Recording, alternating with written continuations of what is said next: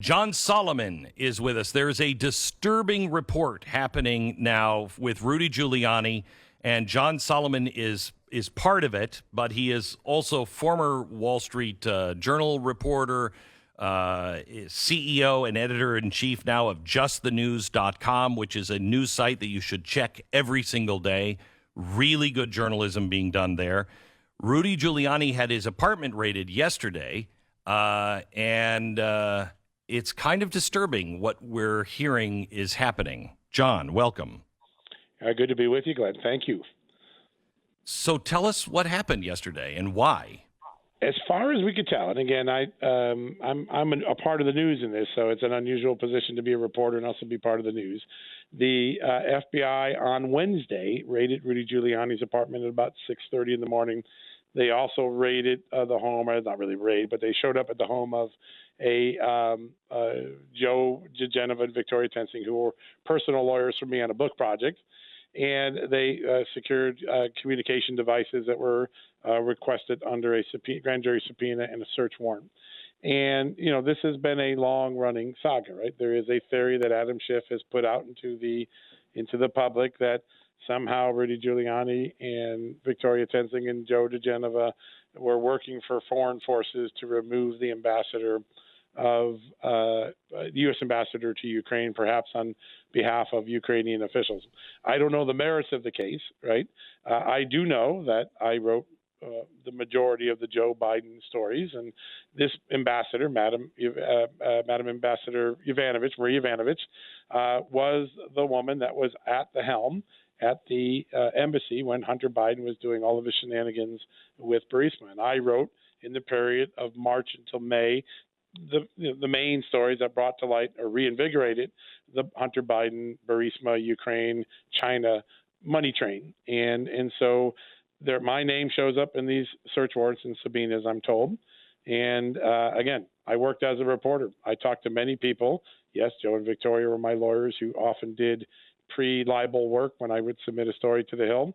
And Rudy Giuliani approached me about information. I have said publicly I ended up not using what he gave me because it didn't match my reporting, and so I didn't use it, but he did offer me information.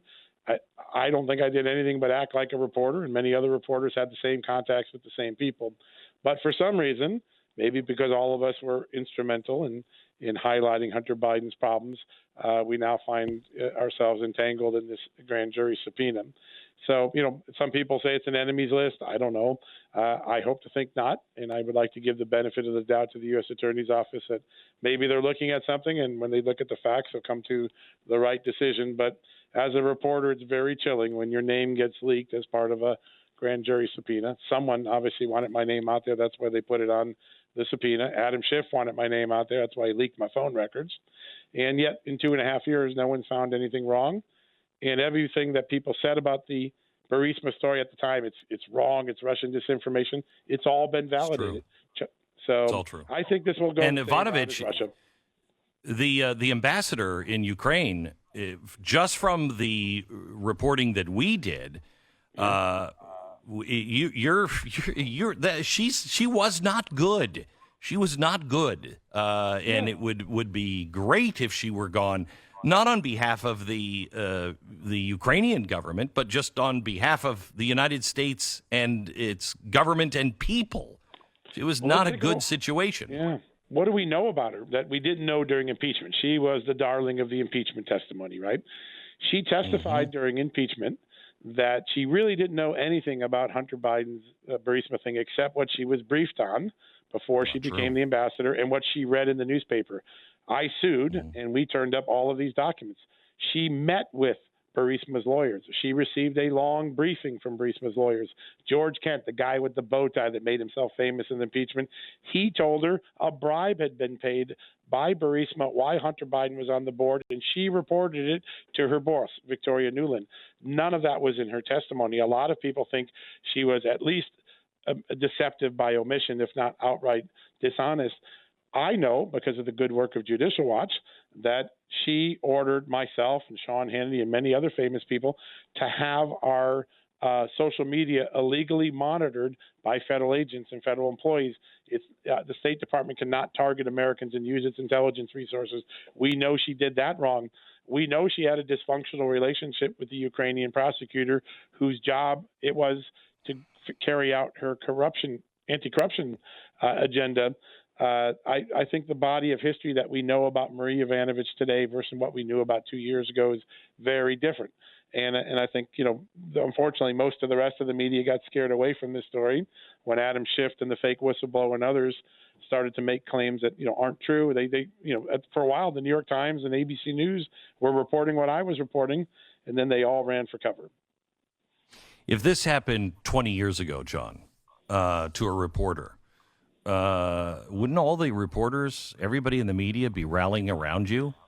They sure would. In fact, ironically, Glenn, 20 years ago this month, it did happen to this reporter.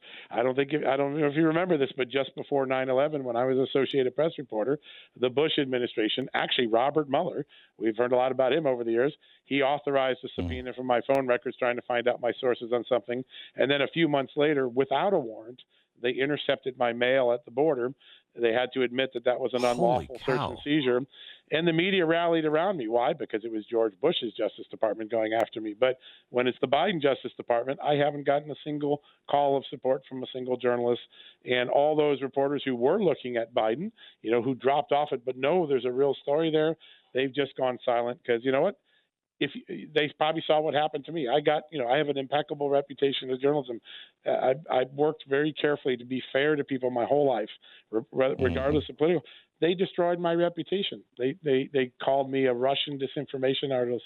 No one wants to go through that, and I think they scared the rest of the media off. And silence will be the greatest sin of omission that the industry pays on this particular issue. They were silent when Adam Schiff took my phone records. No one was outraged then, except for the Wall Street Journal op-ed pages. Please count this as a genuine call of support, but not from anybody with any kind of journalistic credibility. But we're behind you, John.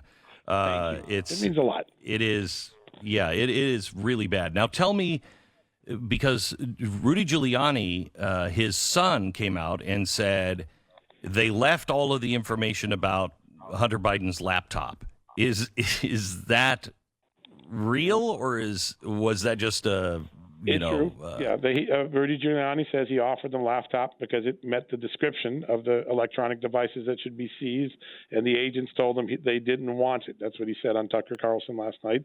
Now, there could be I'll offer, because I always try to be fair and down the middle on these things. Yep. They already have the Hunter Biden laptop, so having another copy of it might not be as important to the FBI. They've had it. We know that, so maybe it's not a big deal. Here's something that I think is more shocking that Rudy Giuliani said that I don't think people picked up on. I've done the reporting this morning, and I have confirmed this.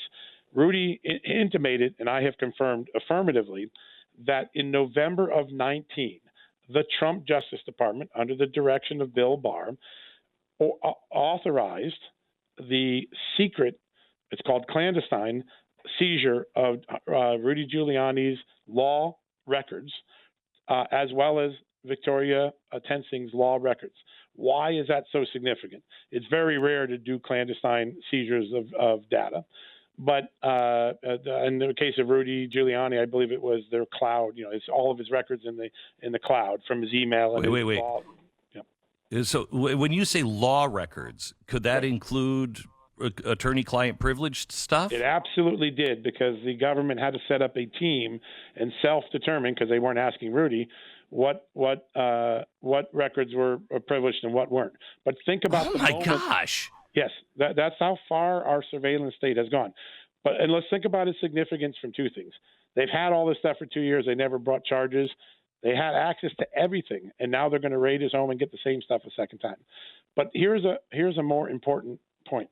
At that very moment in November of 2019, when those clandestine or covert seizures were occurring, he was advising the president's impeachment strategy as Adam Schiff was conducting the impeachment trial. My God. Victoria Nuland, the U.S. Attorney's Office in the Southern District of New York, may very well have had access to some of Rudy Giuliani's strategy, Ukraine. And remember, it was the Ukraine issue that was Rudy Giuliani's role was the issue in the impeachment trial. It's a very chilling thing. Attorneys have privileges. Journalists are supposed to have privileges.